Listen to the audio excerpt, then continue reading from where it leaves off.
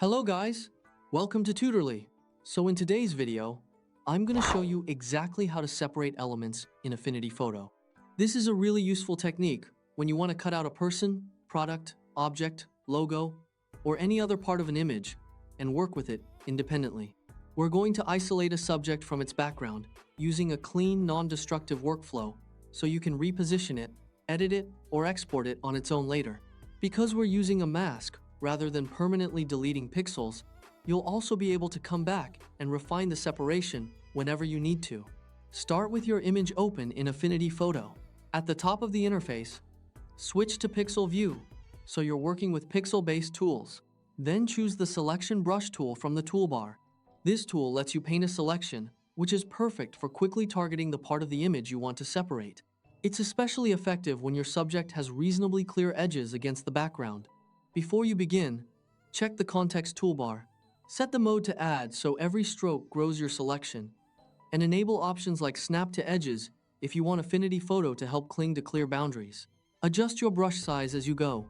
Use a larger brush for big areas and a smaller one to get into tight corners.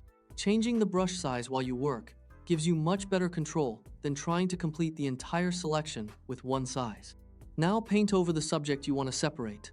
Zoom in and take your time around hair, edges, or fine details. If the selection grabs too much, switch to subtract mode or hold the modifier shown in the toolbar to remove excess.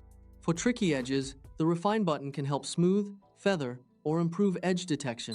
It's especially handy on soft transitions. Areas such as hair, fur, fabric, and slightly blurred edges usually benefit the most from a little extra refinement. Once your selection looks right, add a mask layer. Click Add Mask Layer in the Layers panel. Affinity Photo will create a mask based on your selection, revealing the chosen subject and hiding everything else. This approach is non-destructive, which means you can always tweak the mask later. That's a major advantage because you don't have to worry about permanently erasing part of the subject by mistake. If the wrong area is visible, simply invert the mask or adjust it by painting on the mask thumbnail with a soft black or white brush to hide or reveal more content. Black generally hides areas of the layer, while white reveals them, so you can fine-tune the result manually around difficult edges. Using a softer brush can also help create more natural transitions where the edge shouldn't look perfectly sharp.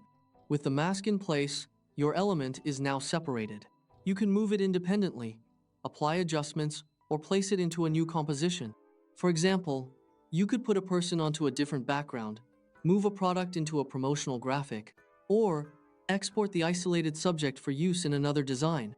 That's all there is to it. Select with precision, add a mask, and enjoy a flexible, editable separation without permanently altering your original image. Once you get comfortable combining the selection brush, refine controls, and masks, you'll have a reliable workflow for isolating elements in all kinds of Affinity Photo projects.